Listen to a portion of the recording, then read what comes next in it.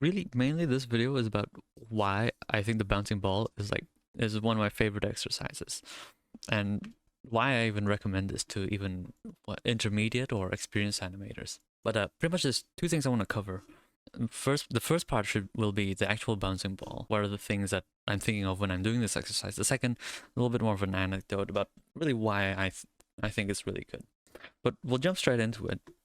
There's about three things I want to keep in mind for this exercise. One, to do it in 24 frames per second on ones. I think we don't get a lot of chances to do ones in our animations. I think the bouncing ball is a good place to practice it, because in the case that we do need to use ones, then we already have some familiarity with it. The second thing is to try draw every frame. This one might seem unnecessary, and you probably don't need to do it, but this one's a challenge I always try to do, which is I try to draw each circle, warming up your hands to actually drawing circles. The third thing is to aim for realism rather than something more exaggerated, like Studio Trigger style. And the fourth thing, do it straight ahead and go both going down and coming up. But I'll expand on this one later as we're doing it. These four things can all be changed depending on what you're actually practicing, but for the sake of this, I'll be keeping all these four things in mind. So we'll just jump straight into it. Of course, the first frame we're gonna do is doesn't need to be perfect, but good enough. And on Clippy the Paint, I'm gonna try to make the floor in another layer. I recommend you do it yourself, but before this and see how you go.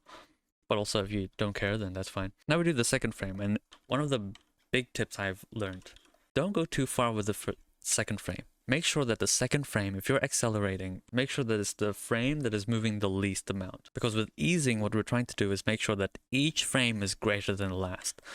If you're making the second frame like down here, for example, the next frame over has to be down here, and that's going to be too much for just a bouncing ball, right? Straight in the next frame, and again, we're keeping in mind that we're trying to go more than the last frame, and also trying to get our circles right. Seems good enough. I think something else I've noticed is you tend to get smaller or larger. That's something hard, but don't get too frustrated with that. Something else I'm keeping in mind, I'm actually checking for my spacing, mostly just here. Just the top of the ball is really what I'm looking at when I'm doing these circles, right? I'm not focused on the entire mass of the ball. I'm not focused on, each side. Maybe I'll take a note of it, but really I'm just keeping in mind, making sure this top part is moving, looks all right in the spacings. Make sure this next frame is larger than the last. Something to keep in mind with easing is that you kind of want to keep it consistent, right? If the last two frames kind of move this much, then the next frame wouldn't just suddenly speed up down here, right? Here I'm actually noticing that the speed up is kind of too fast. It feels like it's gonna turn out too fast. This is mostly something I'm noticing from experience, where I've done a bunch of these bouncing balls, and I realized that at the start I need to have some time for it to build up speed. Next frame. Now around here is probably where maybe I start doing the stretch from the speed of the bouncing ball, because you have to be careful with the squash and stretch, because you don't want it to be stretched too quickly, because then it'll feel like it's speeding up nonsensically. Next frame, something I keep in mind with squash and stretch as well. I think a lot of people have problems with when to do it. Something I rationalize is that it's the back of the ball is moving slower than the front of the ball. I just made that up, but okay, so I kind of just went through all of these really quickly, but again, I'm trying to keep in mind that it's not speeding up too quickly, or it's not speeding up too slowly. I don't want to have it all be the same speed, right? Because then you'd have no easing. Then it'll feel really static, really robotic. So keep that in mind. Now, right before we hit the ground, this is the point of impact. There's two ways we can handle this, right? Main idea we're trying to keep in mind is that we want to keep the impact, make sure that it actually feels like it hits the ground with impact. And two, we want to keep the momentum, not slowing down for no reason, right? So that's the two things we're keeping in mind. One way we can do this is just by leaving a space right before we hit the ground, right? So now when we hit the ground, start the squash, right? Make sure, again, basic squash and stretch. Want to make sure it's keeping the same mass. We'll keep the speed, right? But something I learned in the Animator Survival Kit, this is something Richard Williams said. I think he learned it from someone else, but what he did was right before the impact, let's add a frame here.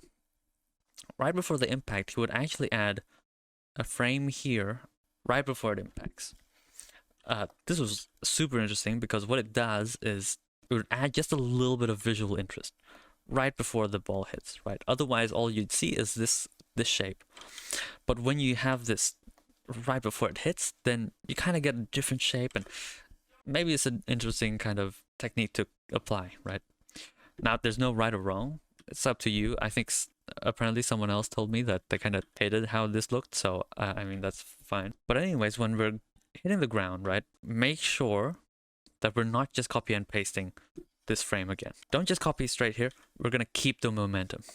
We need to have it, keep the speed, so we're skipping this frame and jumping straight up here. Very important. Keep the momentum. Now at the end, we're going to, for the first frame, make sure it loops. That's another thing. We want to make sure it loops.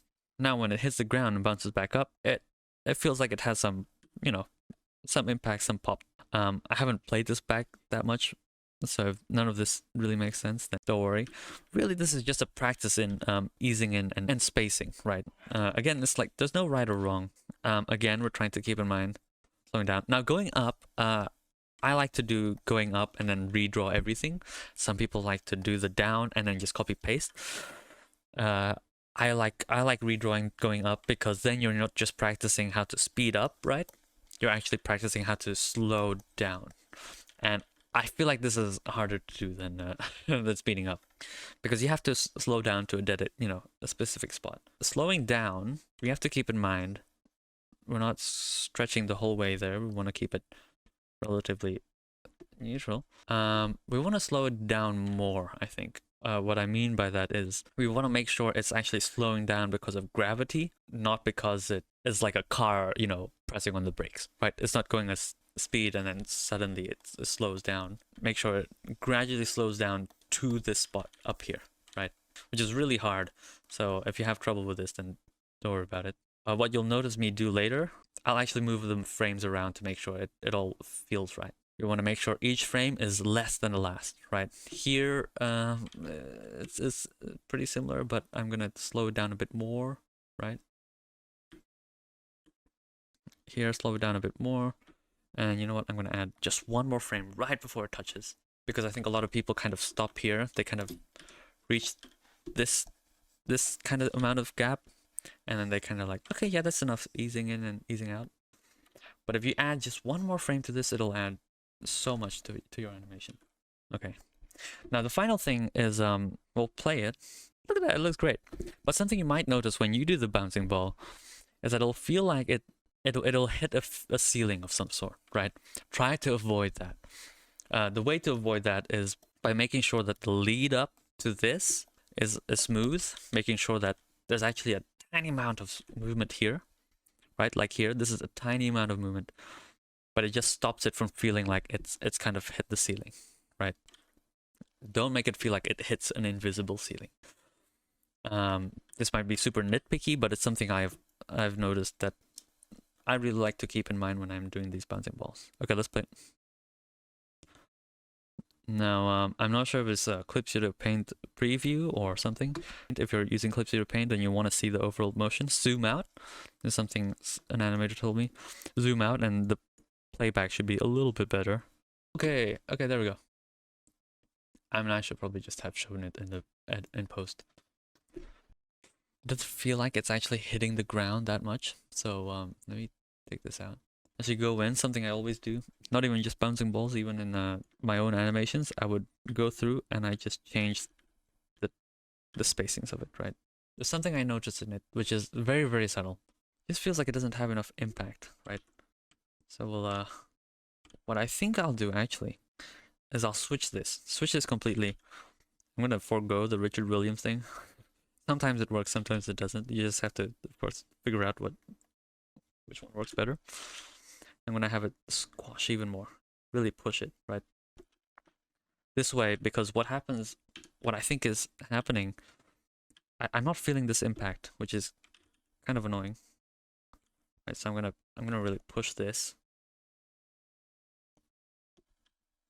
Bang, and then now it bounces up, right? See how this one goes, I'll export it again. the thing is, over time, and probably in a day, I'll look back on this and I'll see even more things that I can improve. And this is something I really enjoyed about the bouncing ball, is that like I still haven't gotten it perfect. This is my third try at the bouncing ball today, and I still have, you know, things I want to improve on. If I look at this and I show the result on post, and I'm kind of pretty happy with this. So okay, so we'll summarize with this, right? Maybe I'll add some like extra flares to this and make it look nice. But to summarize,